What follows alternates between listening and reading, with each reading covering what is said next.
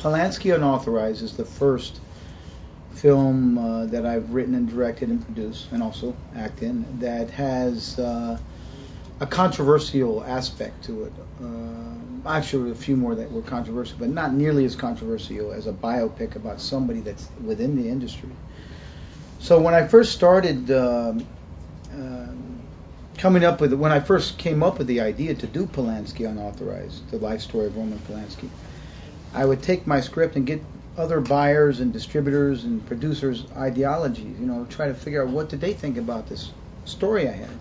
But I also know that in Hollywood, quote unquote, which is really what is Hollywood, I've always still don't understand what that really is. But I would get different opinions, like, well, you shouldn't do this film. Oh, are you crazy? I think I heard crazy 10 times in one day. You're crazy for doing this film, and I couldn't understand it because I thought it was such a fascinating idea in the beginning. Like, here's a very famous director who's made some interesting films and also is a wanted criminal. And it was such a dichotomy for me. That's the reason why I did Polanski, because it's what spawned the idea to doing the movie, is the controversial aspect and the idea of how could somebody be this Academy Award director, and yet if the police got him, they would lock him up and throw him in jail. I couldn't understand this. It was a psychological and a social event that I thought was historical at the very least, because there's two things going on here at once. It was hypocritical in a way almost. So I said, this is fascinating. I started doing research because I didn't really know much about Polanski in the beginning.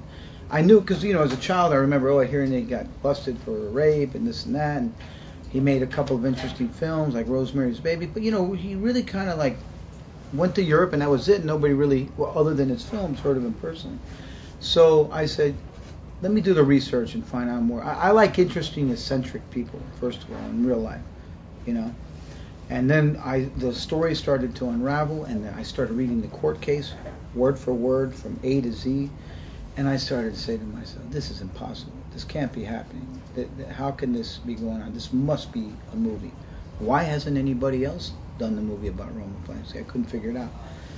And then I started to put the script together, and like I said, people would see it, and they would say, you're crazy, don't do it. And then I felt like, wait a minute, are we in America? Isn't this the land of the free? The home of the brave?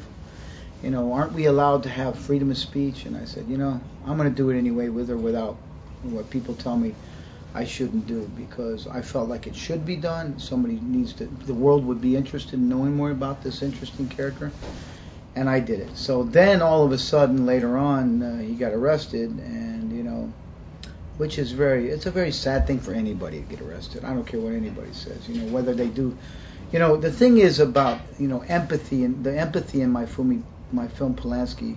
Some people said, oh, you're too empathetic, which was amazing to me, because in my mind I was always like, even kill. Let's just share the story and let the people see what they think. Like, for example, David Carradine, he said he gave a really interesting critique. He said, I didn't damn him, and I didn't, I didn't vilify him, and I didn't and make him an angel.